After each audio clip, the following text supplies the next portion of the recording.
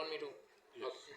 So today, our Commissioner Secretary Education Department, Shri Vijay Mantri sir, has had called a major review meeting, I would say, where all the DSCOs, joint diesels, DSCOs, SDSCOs, and also the DMCs and all other supporting staff were there from all the district, and there were certain agendas which were discussed. The first is that the vacancies which are there in several category of schools and how we can rationalize it, especially in government and SSA schools. The second agenda was that there are certain schools which are unrecognized still in the system. There's roughly in our state there are 500 schools which are still unrecognized. Now what recognition means is that there is some kind of a document which is issued by the government or government officials. For example, elementary schools, the DSCOs are supposed to issue the recognition. There are different forms of document. It can be a opening permission, it can be a provisional recognition, it can be a permanent recognition. But unfortunately, in the system, because of the legacy issues that is in the past, without receiving these recognitions, the schools have opened up. They are functioning. In fact, they have a UDICE code as well. So now there is an instruction from Government of India also that we have to take care of these unrecognized schools. So we have asked them to go and verify whether they have all the required basic amenities so that they can be recognized. So this is very important. The next point which was discussed is about clustering of schools. So now what has happened is that in the same place, in the same school, there are different sections. There may be LP school which is recognized as a different school, UP school is having some different UDICE code, secondary school is having some different UDICE code, because they are getting aids from different schemes.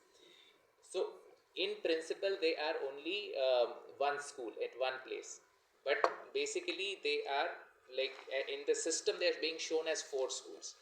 So what this means is that if we merge all these kind of schools, if there is some kind of a merger, and they are supposed to be one school, then our total number of schools will come down drastically.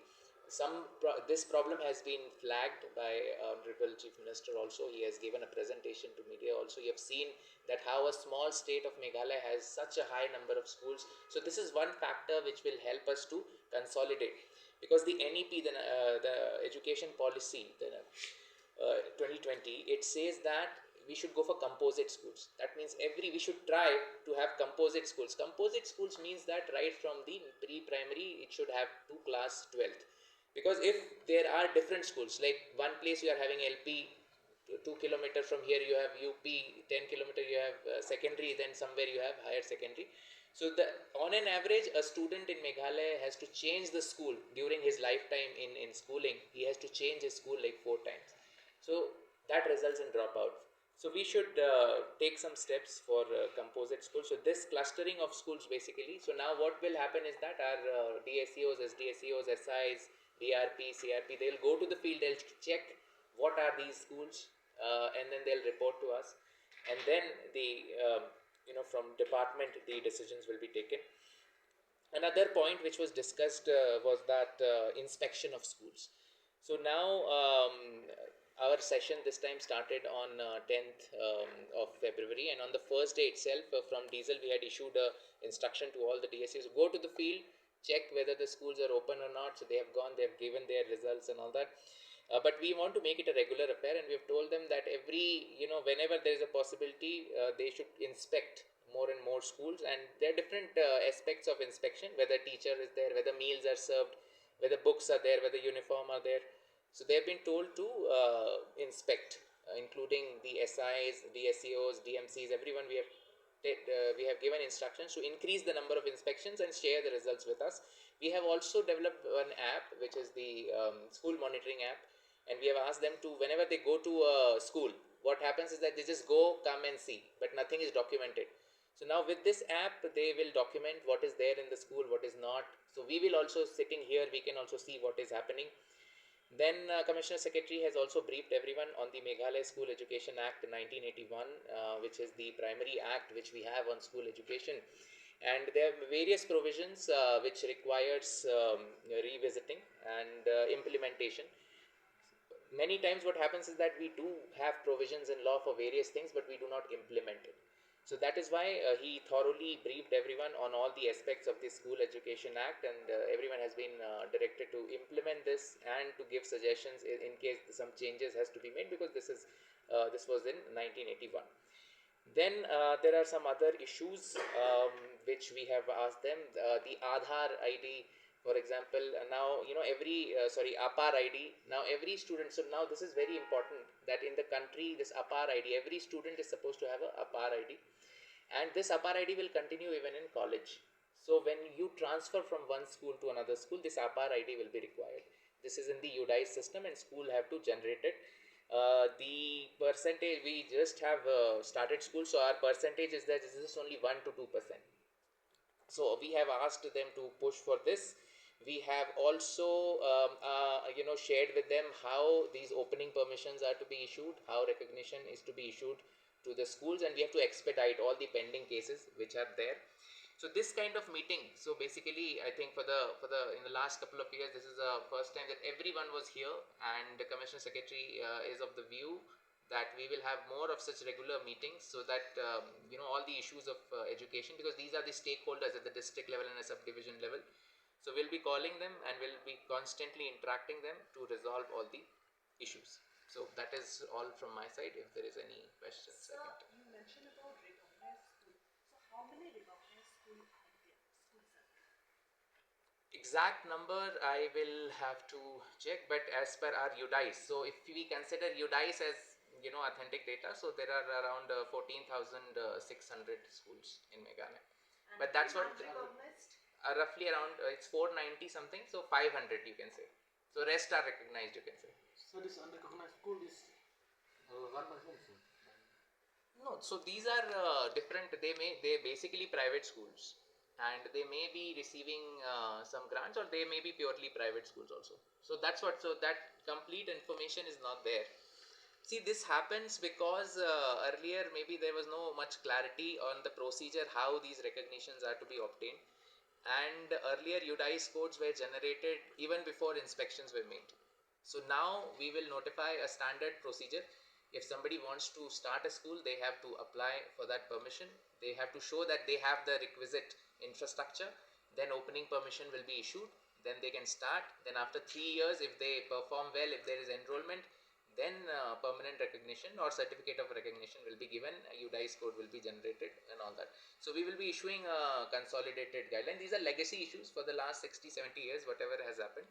But now we must clean the data and rectify all these things. So, like, how many vacancies are there altogether, and how are you planning to expedite the entire recruitment?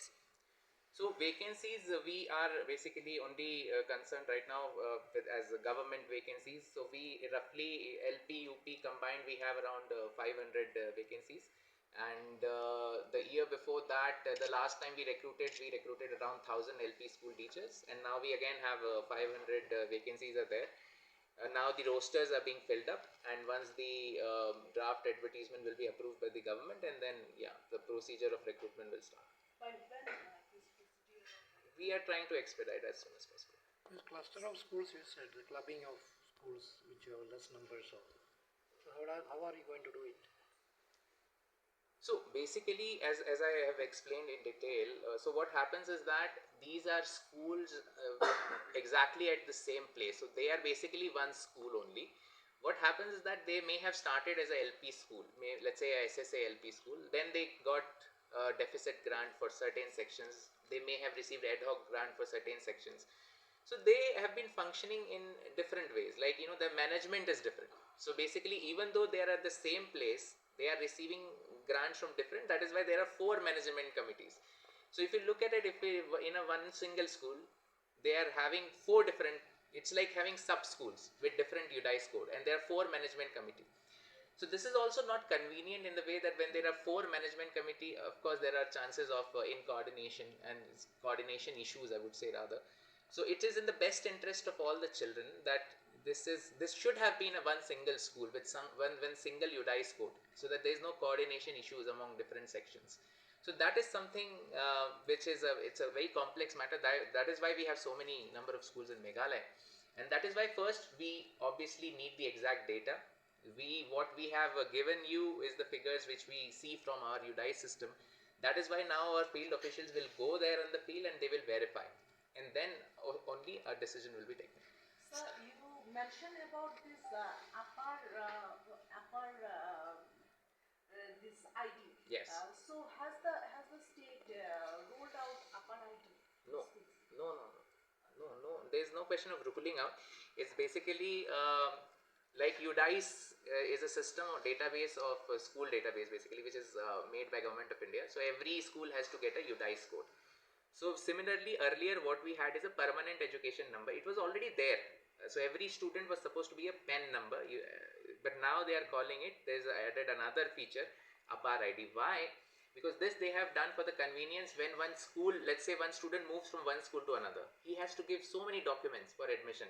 Now if he just gives his APAR ID, all the documents will be online, that DigiLocker, he can keep the document, he or she can keep the document in the DigiLocker, and just by providing this APAR ID, that's all. You don't have to give any. So it's very convenient, and in fact in universities, when they go to college or to different schools, they will be asked this APAR ID.